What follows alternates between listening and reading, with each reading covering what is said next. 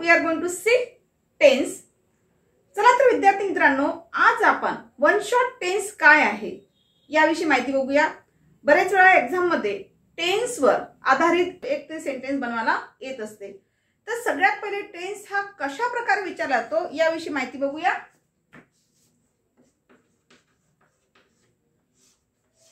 Tense हा जो tense आहे हा पेपरला कसा विचारला जातो यासाठी तुम्हाला काय अभ्यास करावा लागेल, कारण आता परीक्षेचे दिवस जवळ आलेले आहे. अगदी बोटावर मोजण्या इतपत तुमच्याकडे दिवस शिल्लक आहे. त्याच्यामुळे असा तुम्ही ट्रिकनं अभ्यास करायला शिका. आता आपल्याला घोकंपट्टी करायची नाहीये, तर आता ट्रिकनुसार फॉर्म्युलानुसार तुम्ही अभ्यास करायला लागा. म्हणजे जेणेकरून परीक्षेमध्ये जर टेन्सवर आधारित सेंटेन्स विचारलं असेल तर त्याचं त्या वाक्याचं कशा पद्धतीने आपण दुसऱ्या टेन्समध्ये कन्वर्ट करणार आहोत याविषयी पण माहिती बघणार आहोत. त्याचबरोबर नेमकं देर आर 3 मेन टाइप्स. टेन्सचे 3 मुख्य प्रकार पडतात आणि each and every tense has 4 subkinds. मला सबकाइंड्स पकडून किती प्रकार शिकायचे आहे? 12 उपप्रकार शिकायचे आहे. मग आपल्याला 12 दिवस घालवायचे नाहीये त्याच्यामध्ये. तर आपल्याला असं एक्झाम साठी ग्रामर हा टॉपिक लक्षात घ्यायचा आहे. तर सगळ्यात पहिला आपण बघूया सिंपल प्रेझेंट टेन्स. म्हणजे प्रेझेंट टेन्स मधला पहिला जो प्रकार आहे तो म्हणजे काय, तर सिंपल प्रेझेंट टेन्स. तर यासाठी तुम्हाला प्रेझेंट टेन्स मध्ये कोणते 4 प्रकार येतात हे तुम्हाला बघायचं आहे. सगळ्यात पहिले लक्षात घ्यायचं सिंपल प्रेझेंट टेन्स. आणि विद्यार्थी मित्रांनो याचं स्पेलिंग सुद्धा पाठ करून ठेवा, कारण पेपरला तुम्हाला आयडेंटिफाय द टेन्स म्हणून हा प्रश्न येत असतो. आयडेंटिफाय द टेन्स असं जर विचारलं तर तुम्हाला त्या ठिकाणी त्या टेन्सचं जे दिलेलं वाक्य आहे ते कोणत्या टेन्समध्ये आहे त्याचं नाव लिहायचं असते. त्यासाठी स्पेलिंग पाठ करणं गरजेची गोष्ट आहे. इन केस तुमचं जर स्पेलिंग लिहिण्यामध्ये रॉंग झालं तर तुम्हाला मार्क्स मिळत नाही. तर बघा प्रेझेंट टेन्सचे 4 सबकाइंड्स कोणते आहे? प्रेझेंट टेन्सचे 4 सबकाइंड्स. फर्स्ट आहे सिंपल प्रेझेंट टेन्स, सेकंड आहे प्रेझेंट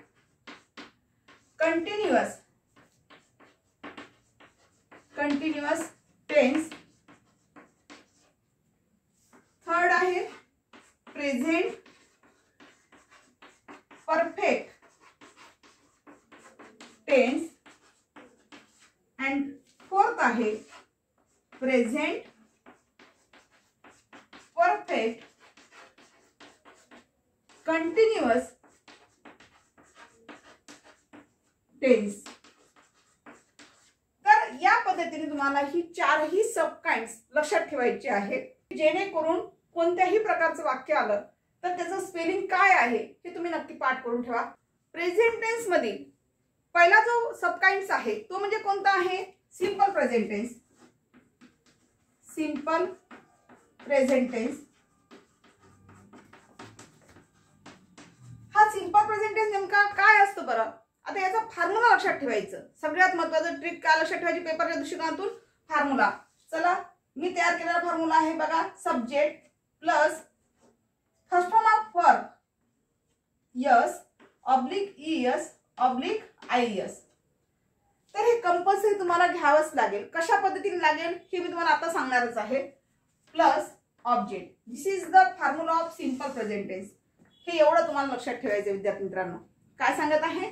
सगळ्यात पहिले सब्जेक्ट, त्यानंतर फर्स्ट फॉर्म ऑफ वर्ब म्हणजे क्रियापदाचं पहिलं रूप घ्यायचं आहे आणि त्याचबरोबर त्या क्रियापदाला यस किंवा ईएस किंवा आयएस म्हणजे येणाऱ्या वाक्यामध्ये जे काही वर्ब आलेलं असेल त्या वर्बवर डिपेंड करते का यस कधी वापरायचा, ईएस कधी वापरायचा, आयएस.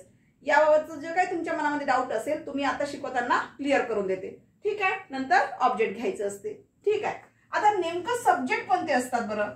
सब्जेक्ट कशाला म्हणणार आपण? सब्जेक्ट प्रोनाउन कोणते वापरतात? सब्जेक्ट कोणते असतात लक्षात घ्या. सब्जेक्ट म्हणलं तर I, we, they, you, he, she, it. हे जे आहे हे सर्व काय आहे? प्रोनाउन आहे. सब्जेक्ट प्रोनाउन आहे. म्हणजे सब्जेक्टच्या ठिकाणी हे शब्द येऊ शकतात, हे प्रोनाउन येऊ शकतात. ठीक आहे. तर नेमकं कोणत्या प्रोनाउन समोर कोणतं वर्ब वापरलं जाते हे सुद्धा तुम्हाला माहिती असणं गरजेची गोष्ट आहे. तर चला मी या ठिकाणी तुम्हाला अलॉटमेंट करून देते की कोणत्या ठिकाणी कोणतं वर्ब वापरायचं, म्हणजे जेणेकरून तुमच्या चुका पेपरमध्ये होणारच नाही. ठीक आहे. चला तर या ठिकाणी बघा वी दे यू आलं असेल तर फक्त काय वापरायचं, व्हर्ब कोणतं वापरायचं आहे, म्हणजेच क्रियापदाचं पहिलं रूप म्हणजे फर्स्ट फॉर्म ऑफ व्हर्ब आपण ज्याला म्हणतो तेवढंच घ्यायचं आहे. ठीक आहे. नंतर ही शी इट, आणि जर एखादं नाउन आलेलं असेल किंवा सिंग्युलर सब्जेक्ट आला असेल तर अशा वेळेला तुम्हाला या ठिकाणी काय वापरायचं आहे, फर्स्ट फॉर्म ऑफ व्हर्ब तर घ्यायचंच आहे. त्या क्रियापदाच्या पहिल्या रूपास यस, ईएस, आयएस वापरायचं आहे. लक्षात आलं हे? चला काय सांगत आहे, म्हणजे हा जो तुमचा डाऊट आहे हा डाऊट क्लिअर करा त्या मॅडम. सब्जेक्ट जी असतात ती नेमकं तुमची जी प्रोनाउन आहे, सब्जेक्ट म्हणजे कर्ता, या प्रोनाउन जर सुरुवात झाली असेल वाक्याची तर सरळ सरळ त्यासमोर काय घ्यायचं आहे तुम्हाला, आय, वी, दे, यू यापैकी जर वाक्य सुरुवात झाली असेल तर अशा वेळेस फक्त क्रियापदाचं पहिलं रूप घ्यायचं असते विद्यार्थी मित्रांनो. I, we, they, you. आणि प्लुरल सब्जेक्ट असेल तर विशेष म्हणजे कसं, प्लुरल सब्जेक्ट. आता प्लुरल म्हटलं तर अनेक वचन, एकापेक्षा जास्त. ठीक आहे. तर अशा वेळेस फक्त काय वापरायचं तुम्हाला, क्रियापदाचं पहिलं रूप म्हणजे first form of verb use करायचं आहे. ठीक आहे. पण ही, शी, इट आणि सिंग्युलर सब्जेक्ट जर आला असेल तर त्या ठिकाणी क्रियापदाच्या पहिल्या रूपास यस पण लावून बघायचं आहे, ईएस पण लावून बघायचं आहे आणि आयएस यापैकी कोणतं त्या ठिकाणी सुटेबल होते याविषयी बघायचं आहे. ठीक आहे. याविषयी ते करून बघायचं, म्हणजे यस, ईएस, आयएस ते कशा पद्धतीने वापरतात ते मी तुम्हाला वाक्याच्या रूपात सांगणारच आहे. ठीक आहे. चला नेक्स्ट. आता नेमकं यस, ईएस, आयएस कधी वापरायचं, हा जो गोंधळ आहे तुमच्या मनातला, हा नेमका यस, ईएस, आयएसचा गोंधळ दूर करा. हा यस, ईएस, आयएस कुठे वापरायचा, हा जो यस, ईएस, आयएस सांगत आहे हा नेमका कधी वापरायचा आहे. एक तर तुम्हाला सांगितलं जर सब्जेक्ट ही, शी, इट आणि सिंग्युलर येत असेल, तर काय वापरायचं तुम्हाला, व्हर्बचं फर्स्ट फॉर्म तर घ्यायचंच आहे पण यस, ईएस, आयएस घ्यायचं आहे सोबतच. पण हा यस, ईएस, आयएस आहे तरी काय नेमकं कसं वापरायचं. चला आता सपोज एक मी व्हर्ब घेते, तर या ठिकाणी एक व्हर्ब बघूया आपण. आता सपोज राईट हे व्हर्ब आहे, राईट हे व्हर्ब आहे. या ठिकाणी शेवटी काय आलेलं आहे, शेवटचा अक्षर काय आलेला आहे, ई आलेला आहे. म्हणून आपल्याला या ठिकाणी काय घ्यावं लागेल, फक्त यस लावावं लागेल. म्हणजे इथं काय होईल, राईट्स होईल. इथे आपल्याला ईएस लावता येईल का, नाही, कारण जे लास्ट लेटर दिलाय ते शेवटी ई आलेलं आहे. ई येत असेल तर फक्त तुम्हाला काय वापरायचं आहे, त्या ठिकाणी यस वापरायचं आहे. ठीक आहे. मग असे कोणते शब्द आहे की जेणेकरून तुम्हाला यसच लावावं लागणार आहे. यस केव्हा वापरायचं बघायचं आपल्याला. म्हणजे आपण यस कधी वापरणार आहे, when do we use S. S कधी वापरणार आहे, जर शेवटचं अक्षर ई आलं असेल तर यस वापरा. त्याचबरोबर प्ले हे व्हर्ब आहे, शेवटचं अक्षर काय आलेलं आहे, वाय आलेला आहे. पण या वायच्या आधीच अक्षर इथे काय आलेलं आहे, वॉवेल्स आलेला आहे. वाय हे काय कॉन्सोनंट आहे, म्हणून सुद्धा इथे सुद्धा काय होईल, फक्त यस लागेल. अशा वेळी सुद्धा तुम्हाला काय वापरायचं आहे, फक्त यस वापरायचं आहे, प्लेज. ठीक आहे. यस व्हर्ब बघा, इन्फॉर्म असेल, लास्ट लेटर काय आलेला आहे, कॉन्सोनंट आलेला आहे.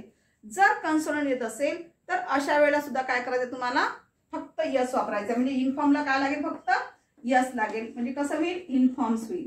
हे झालं तुमचं यसच्या बाबतीमध्ये. ठीक आहे. जर लास्ट लेटर ई आलं असेल तर यस वापरा.